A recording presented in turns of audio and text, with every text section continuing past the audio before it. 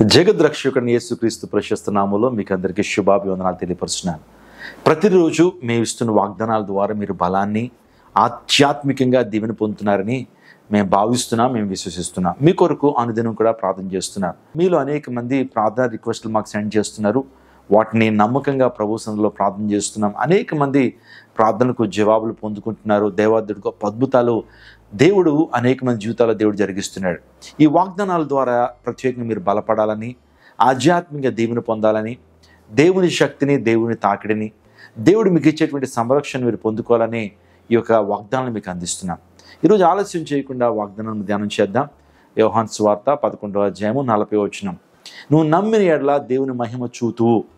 యేసుక్రీస్తు ప్రభువారు మార్తాతో చెప్పిన మాటలు ఇవి. మార్తా, నువ్వు నమ్మితే దేవుని మహిమ చూస్తావు. ఈ రోజున దేవుడు కూడా ఇదే మాటను మనకు చెబుతూ ఉన్నాడు.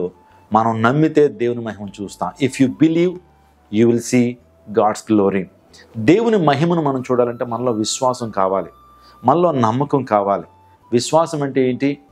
నమ్మదగినటువంటిది నమ్మటమే విశ్వాసం అండి. హెబ్రీయులకు రాసిన పత్రిక 11వ అధ్యాయంలో విశ్వాస వీరుల గురించి మనం చదువుతూ ఉంటాం. విశ్వాసం అన్నది నిరీక్షింపబడే వాటి యొక్క నిజ స్వరూపమని దేవుని లేఖనాలు స్పష్టంగా తెలియజేస్తున్నాయి. ఈ రోజున విశ్వాసం మనం కలిగి ఉంటే దేవుని నుంచి గొప్ప కార్యాలు పొందుకుంటావు. విశ్వాసం నువ్వు కలిగి ఉంటే నువ్వు స్వస్థతను పొందుకుంటావు. విశ్వాసం నువ్వు కలిగి ఉంటే దేవుని కాపుదలను నువ్వు పొందుకుంటావు. విశ్వాసం నువ్వు కలిగి ఉంటే దేవుడిచ్చేటువంటి గొప్ప రక్షణను పొందుకుంటావు.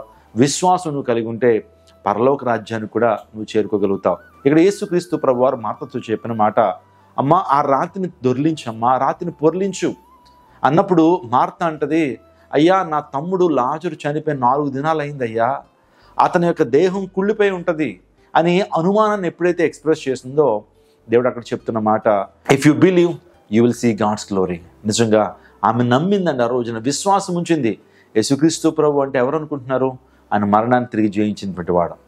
జీవ మరణం మీద ఆయనకి అధికారం ఉంది. ఈయన సర్వాధికారం కలిగిన దేవుడై ఉండి నిరంతరము స్తోత్రార్హుడై ఉన్నాడని దేవుని లేఖనాలు స్పష్టంగా రోమపత్రిక 9వ అధ్యాయం 2వ వచనంలో చెప్తూ ఉన్నారు. ఈ యొక్క ప్రత్యేకమైన సమయంలో నా ప్రియ దైవజనాగమా, నా ప్రియ సహోదరి సహోదరుడా, నువ్వు దిగులు పడుతున్నావా, భయపడుతున్నావా? ఒకవేళ మృతమైనటువంటి నీ జీవితాన్ని దేవుడు జీవంతో నింపగలిగినటువంటి వాడు. ఎండిన నీ జీవితాన్ని, పాడైపోయిన నీ జీవితాన్ని దేవుడు బాగు చేయగలడు. ఎంతో విచారంతో ఉన్నారు. ఒకే తమ్ముడు ఉన్నారు. ఆ తమ్ముడి మీద ఆధారపడుతున్న ఆ అక్కలిద్దరూ కూడా, మార్తా మరియా, ఆ వ్యక్తి చనిపోయిన తర్వాత ఎంతో బాధపడ్డారు, ఎంతో నిట్టూర్పు, ఎంతో కన్నీరు కార్చారు. కానీ ప్రభు ఎప్పుడైతే ఆ ప్రాంతానికి వచ్చి, అమ్మ నమ్మమ్మా, నీ జీవితంలో దేవుని కార్యాలు చూస్తావు, నువ్వు నమ్మితే దేవుని మహిమ చూస్తావు అని చెప్పినటువంటి ప్రభు వెంటనే లాజరుని పిలిచాడు. లాజరస్ కంఫోర్ట్, లాజరు రావయ్యా బయటికి అని ఎప్పుడైతే పిలవగానే లాజరు సమాధిలోంచి లేచి జీవప్రాప్తుడిగా, జీవాన్ని పొందుకున్న వ్యక్తిగా బయటకు వచ్చాడు.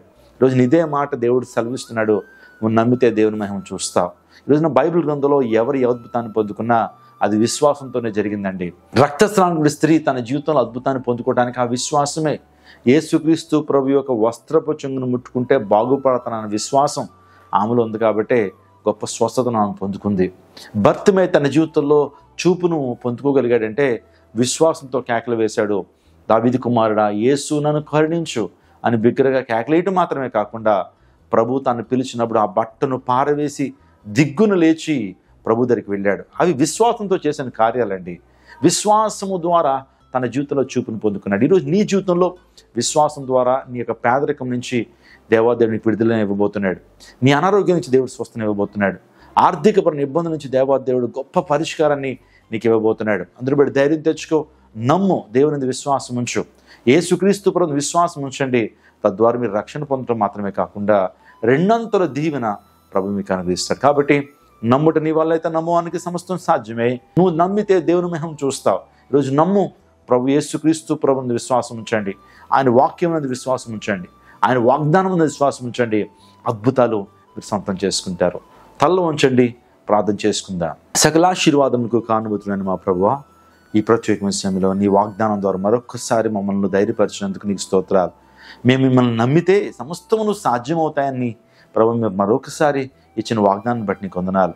మార్త తన జీవితంలో అవిశ్వాసాన్ని కనుపరిచినప్పుడు నువ్వు నమ్మితే దేవుని మహిమను చూస్తావని మార్తను హెచ్చరించి వాగ్దానం ఇచ్చిన దేవానికి స్తోత్రాలు.